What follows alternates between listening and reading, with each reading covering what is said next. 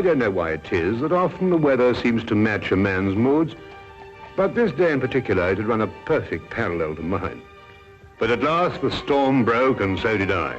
The only way to ease my mind was to turn to action. Scotland Yard was the perfect place to begin.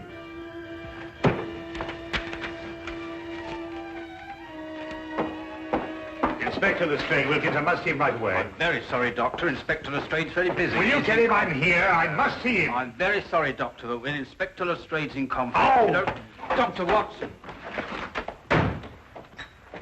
Ah, Dr. Watson, I'm very pleased to see you. Just having a cup of tea. Lestrade, something's happened to Holmes. He's disappeared. He's vanished. I haven't seen him for 2 days. Well, calm yourself, Dr. Watson. Calm yourself. Tell you he's disappeared. He may have been kidnapped, for all I know. Oh, kidnapped, eh? Or worse. Now, look here, Dr. Watson. Just because you haven't seen him for a couple of days doesn't necessarily mean to say that he's been No, kidnapped. right. Well, if you want any proof, you can have it. There's no time. Come along with me. It is positively infuriating to know that something is wrong and to find a man whom you can't convince. I don't mind saying that there are times when I find myself hard put to keep my patience with Inspector Lestrade. What more evidence do you need? What man going under his own volition would leave his razor behind? Oh, he probably has another one. No, he hasn't. Come on, I'll show you something else. Look, his violin out of its case. Well, what's that got to do with it? But he'd never leave his violin like that if he thought he'd be gone long. Treats it like a baby. And these concert tickets, we meant to have gone last night. Look here, Lestrade, I've been a friend of Holmes's too long not to realize the brutal truth behind all this. Well, the evidence certainly does seem to point us... Now look, we've got to track him down as he tracked down somebody else. You mean use his own methods of deduction? Exactly. Now, the odds are that he's disappeared on some case. So the best thing we can do is to go through his correspondence and see who might have employed him. Oh, look at this. Bills, advertisements, bills. It'd have to be at the end of everything, wouldn't it? Now, what have we here? Chap wants Holmes to investigate his neighbor. He says a lot of people go into the house and nobody ever comes out. What do you make of that? Well, Now, look, you see that's a left-handed writer, and by the feel of the paper, I'd say he was in pretty good circumstances. Yes, well... Well, attention to details. That's the secret of Holmes' success. You see, we already know something about the writer before we meet him. Yes, there's only one thing, though. Sherlock Holmes' disappearance had nothing to do with him. Oh, why? This letter's dated 2 years ago. What? Yes, so it is. Well, where else would he keep his correspondence? Oh, anywhere on the chandelier, if it wasn't too much effort to get up there. Well, let's have a look around. Well, going through Holmes' things would take a month. No, we'd best get another approach. Well, have you any ideas? Wait.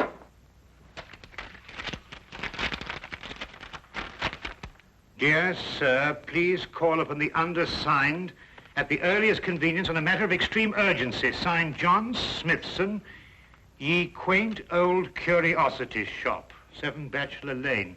It's dated 3 days ago. You know, this might be it. You're right. It is. Come on, Lestrade. Holmes' life may depend on our speed.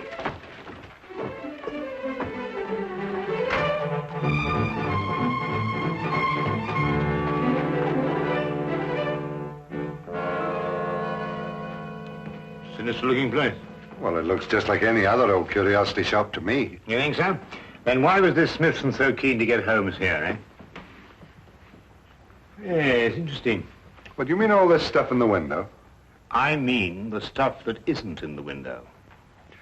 Look, I don't understand you, Dr. Watson. What do you mean? Well, it's perfectly obvious, isn't it? No. Oh, isn't it? Well, we won't get anywhere standing here. Come on. Wait a minute, Dr. Watson. I still don't know what you mean by all this stuff that isn't in the window. Come along, Lestrade.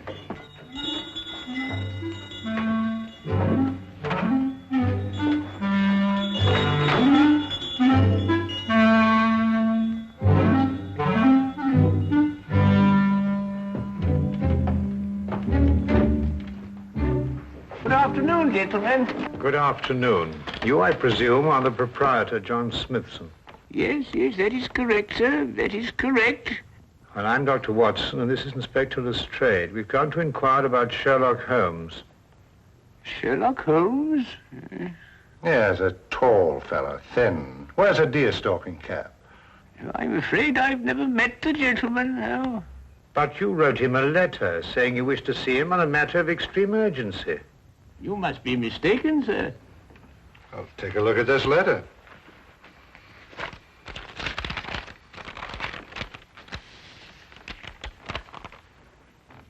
Is that your handwriting? Oh, it isn't anything like my handwriting. Here, I'll show you what my handwriting is like.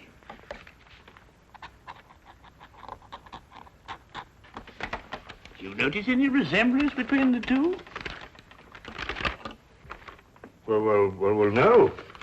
Well, then who could have written it? I couldn't say. Perhaps a practical joke.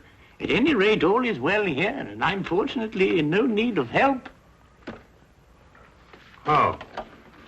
Well, do you mind if we browse around a bit? No, browse indeed, gentlemen. I like to think of my shop as an oasis of tranquility in life's busy thoroughfare.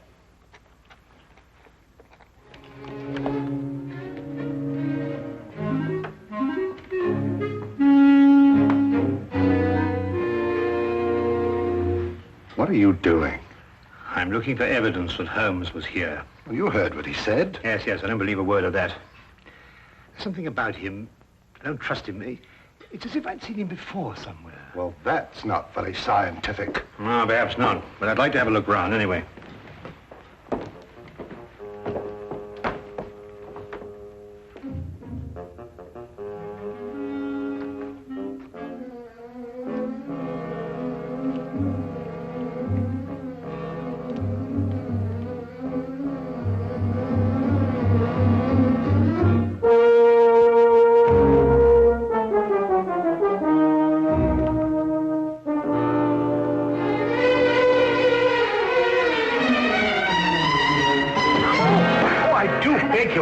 Quite all right. Oh, how clumsy of me. No, not at all. No, It was Mrs. all Hill. my fault. I wasn't looking where I was going. Of course. Thank please. you. Not at all. Excuse me. Oh, charming. Charming. Yes, all right, to business.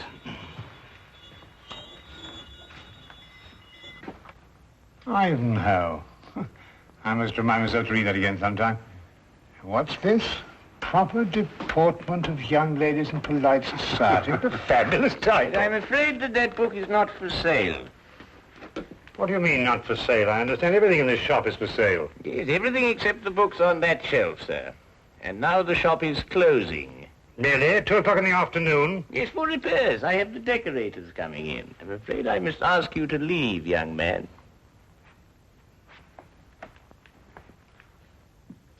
Cunning old rascal. Do you see how he tried to get rid of us, Lestrade? Oh, perhaps he has got some repairs to be done. Ah, nonsense. I insist on buying that book. Been looking for it for years. The proper deportment of young ladies in polite society. Precisely. I've been meaning to read that since I was a lad. Oh, very well, young man.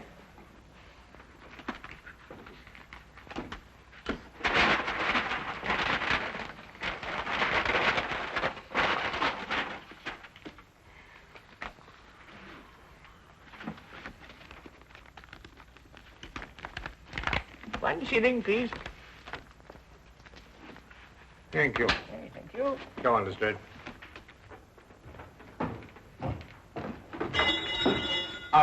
Excuse me, Governor. Not at all.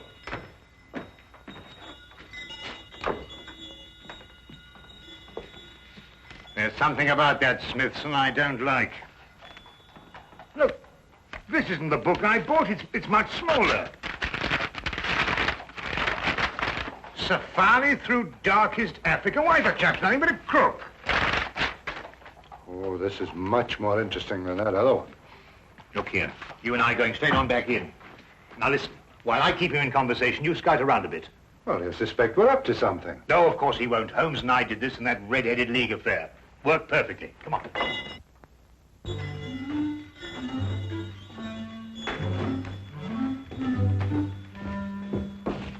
You've sold me the wrong book. My dear sir, Deliberately, if you ask me. Did I assure you, Safari through This is the book I wanted. No, that's not for sale. It happens to be a first edition, of which there are only 3 copies in existence. Proper deportment of young ladies in polite society. Now, that's the book I bought, and that's the book I... Dr. Watson.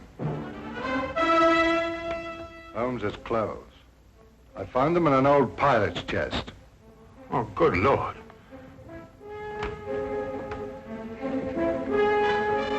With bloodstains. You thief! What have you done with him? You're under arrest, sir, and I warn you, anything you say will be taken down, and maybe you... Hey, go stop him! Don't let him get away! Oh, no, you don't. Watson! Lestrade, you idiots! Get out of the way! Oh, oh.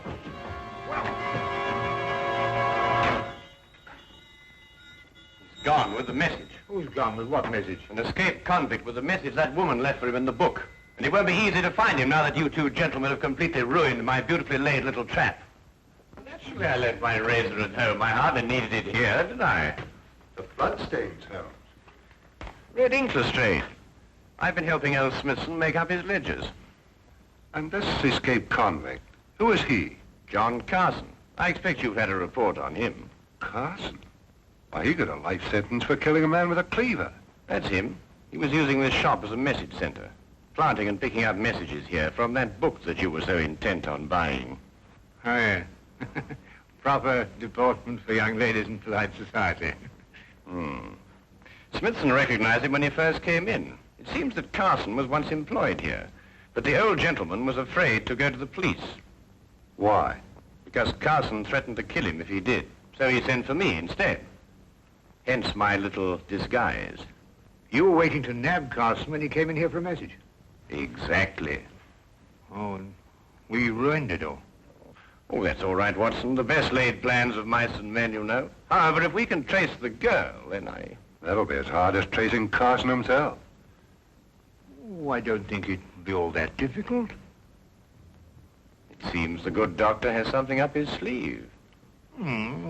Only the name and address where the girl works. Well, how the deuce do you know that?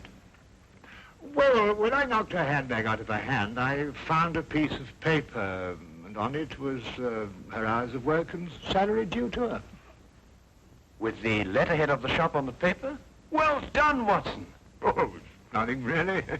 Pierre's Dress Shop, 17 Cottington Street. You know, I'd say that girl had the look of a mannequin about her. Don't you agree?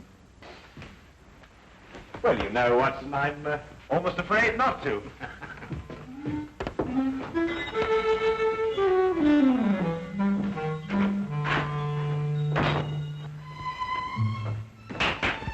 And now, mesdames and messieurs, you will see the supreme creation of Pierre with me, myself.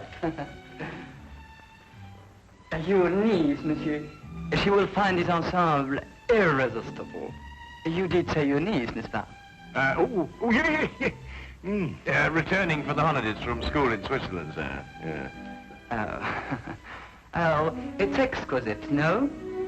Such symmetry, such subtle lines.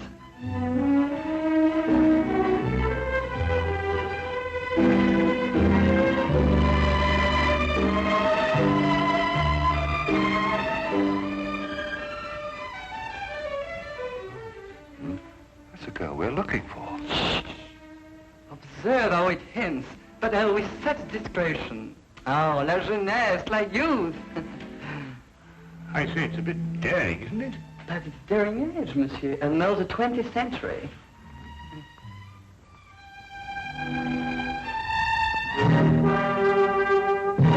I wonder, sir, if I might have a word with the young lady in private.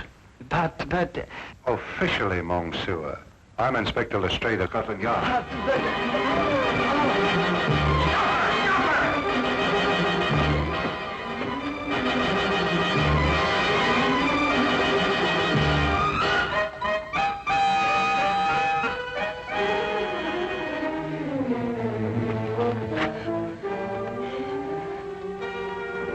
It really isn't any use, you know, even if you ran away.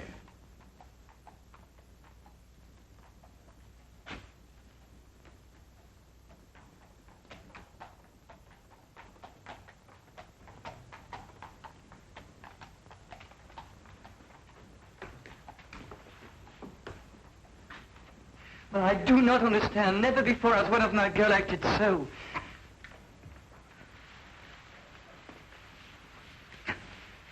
Would you mind telling me where he's hiding now, miss? I don't know. I swear I don't. And yet you left a message for him. A gentleman friend gave me the message and told me to leave it in the book. Probably a pal of Carson's, if she's telling the truth. What was in the message? There was just a name and an address. I see. And what was the name? Jeremiah Westlake. I forget the address. Jeremiah Westlake. There was once a judge called Jeremiah Westlake. He retired several years ago. Yes, and I think we'll discover that Jeremiah Westlake was the judge who gave Carson his life sentence. And now Carson is looking for him. And now Carson is looking for him.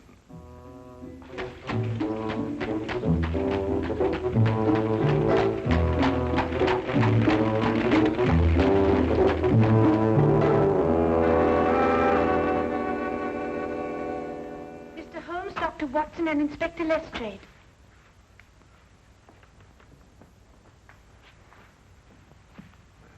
Who's she talking to? Well, what do you want? Court's now in session. State your case. Speak up, Mr. Holmes. Or has the cat got your tongue? Judge Westlake, I presume? Former Judge Westlake? Did Sherlock Holmes ever hear of him, Mirabelle? No. You're confusing him with the other Sherlock Holmes, the famous pastry chef. Oh, I never eat pastry. Disagrees with me. Of course, there's still another Sherlock Holmes, a third one, the famous detective. Oh, that one. Well, young man, say your piece. Court adjourns in exactly 1 minute. 10 years ago, you sentenced a man called John Carson to a term of life imprisonment for murder. Carson? G'day, Mirabelle. That'd be the Butcher Cleaver case. Murdered a man with it. Oh, yes. Unpleasant chap, Carson, if I remember correctly. Well, Mr. Holmes? When you sentenced him, he swore to kill you. Did he? Well, what of it? They all do. Routine. Well, he's just escaped from prison and has learned your address. Nonsense. Bluff. Sheer bluff. Yes, Mirabelle? They all bluff, young man. I wouldn't sleep a wink if I believed everything they swore to do to the judge. Sleep like tops, the two of us. In bed at 10 and up at 6. This man represents a very real threat, sir. That's all. Court adjourned. Sine die. And that, gentlemen, means postponed indefinitely.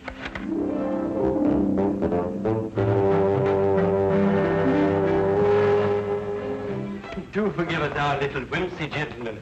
A hobby, you know. They're our children, really. We have no others, you see. It's a delightful hobby, Mrs. Westlake. About this man Carson, sir. With your permission, I'd like to place a guard in the house. Until we apprehend him, of course.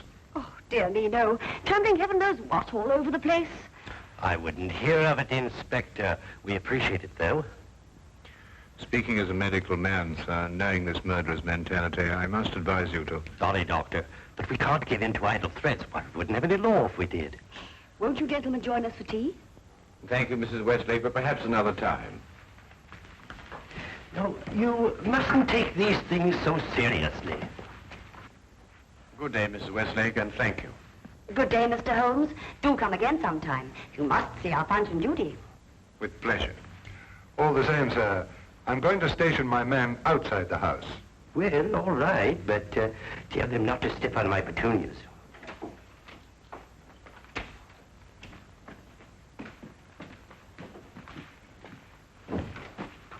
He says he's got a message for the judge, sir.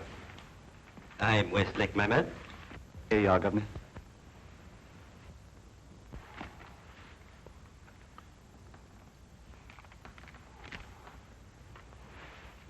Dear Judge, I'm one of your old court attendants. I'm on me deathbed and I've got to make out me will for me little granddaughter. Will you come and help me and oblige? John Casket, 67 Clifton Road. Ever have a court attendant called John Casket, sir? Well, it's hard to say. I've had so many court attendants. Who gave you this note? Bloke on the street, sir. But he said to tell the judge he was in bed dying. What do you look like? How about this hour, sir? Thin face, seedy looking, if you know what I mean. That's Carson, all right. What's he pay you? A couple of bob, sir. Oh, there you are, sir. Just the sort of thing to send you off on an errand of mercy to your death. Dear me, I never cease to marvel at the duplicity of human nature. Can I get the 2 bob, sir? Oh, yes, yes. Oh, thank you kindly, Governor.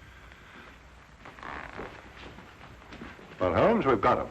67 Clifton Road. Yes, Wilkins. Yes, sir. Get the men together. We're going to Clifton Road. Not so fast, Lestrade. This might be a ruse. Of course it's a ruse. Of another kind. To get you to abandon the police cordon around the house.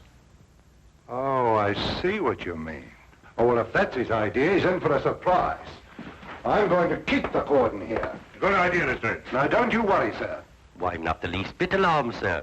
I'm going to have my tea.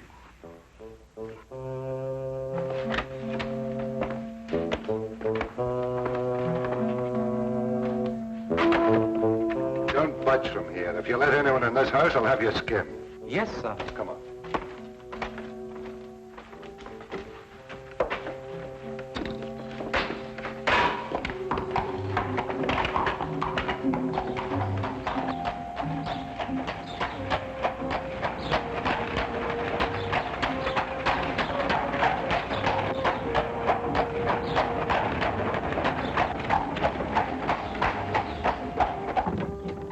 Nab him either way. At Clifton Road or when he tries to break into the judge's house. Lestrade, who did that messenger describe? Carson, of course. And who else? You mean who else? Himself. He described himself, Lestrade. Cabby, turn around and go back to the house at once. As fast as you can. At last, I understood the cause for Holmes' concern. We had gone off and left the killer with the very man he'd sworn to kill. John Carson wasn't the kind of man to miss an opportunity like this. He was there, and we were not. There was nothing left for us to do but hope, and every passing second was against us.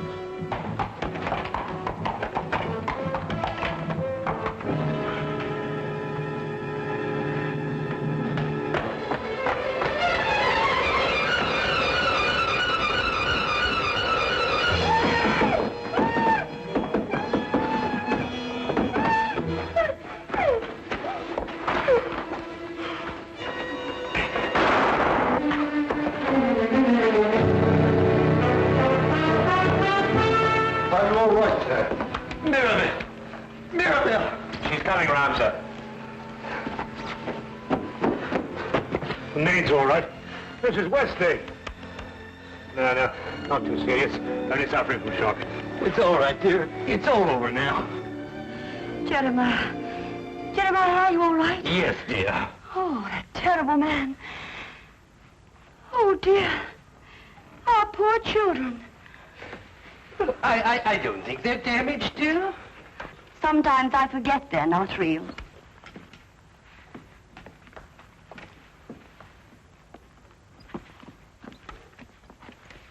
Of course we're real. We're as real as any children. You were right about John Carson, Mr. Holmes. You were very right. You ruined my life. Not at all, sir. Not at all. Yes, but I must do something to repay you.